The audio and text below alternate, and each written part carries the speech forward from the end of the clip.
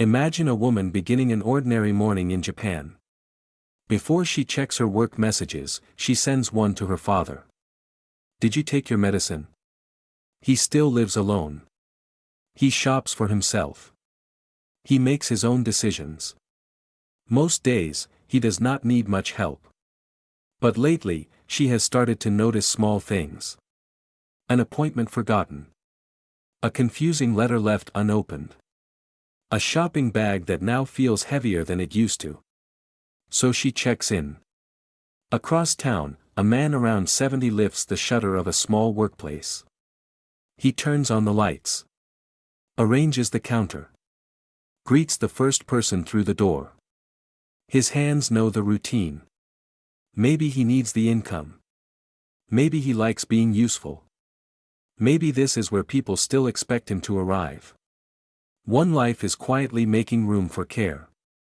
The other is proving that old age is not the same thing as helplessness. Together, they reveal the future of an aging country. Not a national retirement home.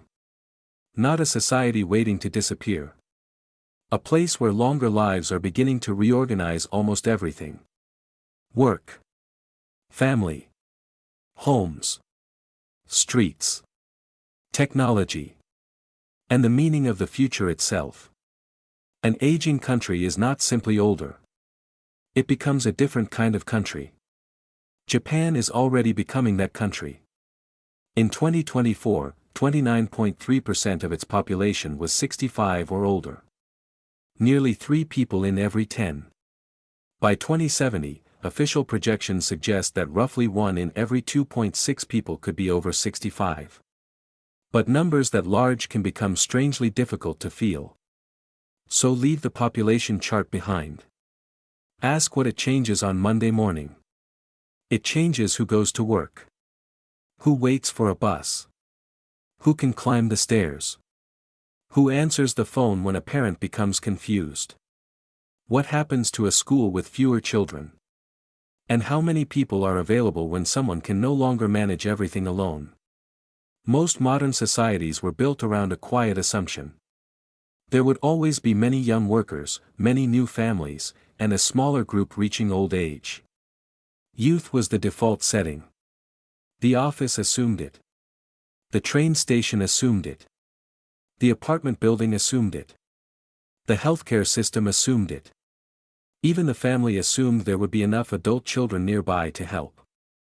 That population no longer exists in Japan. And when the people change, everything designed around them must change too. Start with work. Employment among Japanese people over 65 has risen for more than 2 decades. There is no single reason. Some continue because retirement income is not enough. Some want routine, contact, movement, and purpose. Some hold skills their employers and communities still need. The old border between working life and retirement begins to dissolve. That can be an opportunity. It can also be pressure. Longer life can contain more years of contribution, but only if work adapts with it. A job built around the body of a 30-year-old may need different hours, tools, physical demands, or expectations for someone who is 70. The challenge is not simply keeping older people at work. It is recognizing capability without pretending age changes nothing. Across town, the daughter's workday has started too. But another kind of work is moving quietly through it. At first, care rarely announces itself as care. It is a phone call between meetings. A ride to an appointment. A form that needs to be explained. A refrigerator that should probably be checked. A message sent at lunchtime. Are you home? Did the doctor call? Do you need anything from the store? Her father is still independent. But some of that independence now rests on her remaining reachable. A demographic change becomes real when it enters someone's calendar. One appointment becomes 2. One weekly call becomes a daily routine. A small concern becomes the background noise of every work meeting, commute, and unanswered message. And in a country with fewer children, there may be fewer brothers, sisters, cousins, and adult children available to share that calendar. The responsibility does not grow because the parent has done something wrong. It grows because people live longer. Families are smaller. Adult children may live farther away. And care can last not for weeks, but for years. Love does not make those hours disappear. Eventually, the same pressure moves beyond the family and into the physical shape of the country. A home needs fewer steps and more handrails. A station needs elevators, clear signs, places to rest, and enough time to cross. A bus route becomes more than convenience.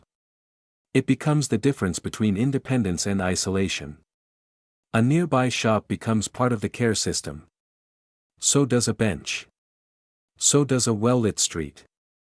So does a neighbor who notices that the curtains have not opened. At the same time, other places become quieter.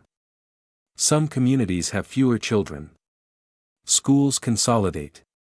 Routes change. Buildings created for growth search for a new purpose. Clinics, home care services, and community programs are asked to reach more older residents, often with fewer workers available to provide that help. More older people are also living alone. Many will remain capable for years. But living alone makes small systems more important. Can someone reach a doctor without driving? Can they carry food home? Can they use the stairs? Will anyone notice confusion before it becomes an emergency? This is where technology enters the story. Japan has become known for care robots, sensors, mobility devices, remote monitoring, and machines designed to reduce physical strain. These tools can matter. A machine can help lift someone safely. A sensor can detect a fall. A reminder can protect a routine. Telehealth can remove a difficult journey. Automation can return precious minutes to an exhausted care worker. But care is not only a collection of tasks. A sensor can detect that someone stopped moving. It cannot always understand why. A robot can deliver an object. It cannot replace the feeling of being recognized. Technology can support independence. It can support human care. It cannot make human attention unnecessary. And attention may become the resource an aging country finds hardest to produce. Japan is the clearest preview, but it is not alone. South Korea is moving toward the same future at extraordinary speed, with very small younger generations following behind. In Italy and Spain, long lives, smaller families, rural decline, and adult children living elsewhere are creating versions of the same question. Different cultures. Different systems. The same quiet pressure. Who will work? Who will care? And what must change when youth is no longer the default? The future does not disappear. It changes age. That does not make older people one dependent mass. They are workers, grandparents, neighbors, volunteers, customers, teachers, caregivers, and people still building lives of their own. Some will need intensive support. Others will provide it. Many will move between those roles over time. An aging society cannot organize itself as a conflict between young people who give and old people who take. Their lives are connected. The daughter helping her father today is also looking at a future she may enter herself. The 70-year-old closing his workplace is not outside the economy. He is part of what keeps it functioning. The real problem is not that people are living too long.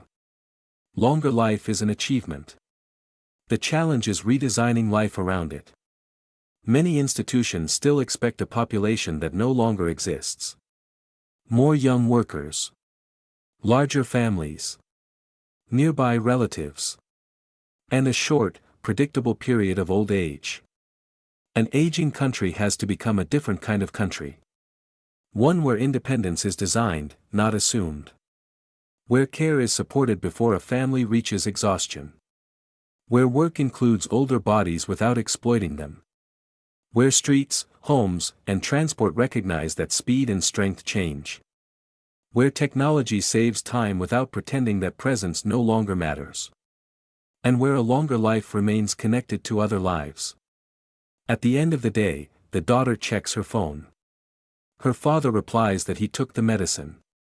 Across town, the older worker lowers the shutter and heads home. Nothing dramatic happened. That is the point. This is what the future looks like before anyone calls it a crisis. Millions of ordinary days, quietly reorganized around longer lives. We succeeded in adding years to life. Now we have to redesign life around those years.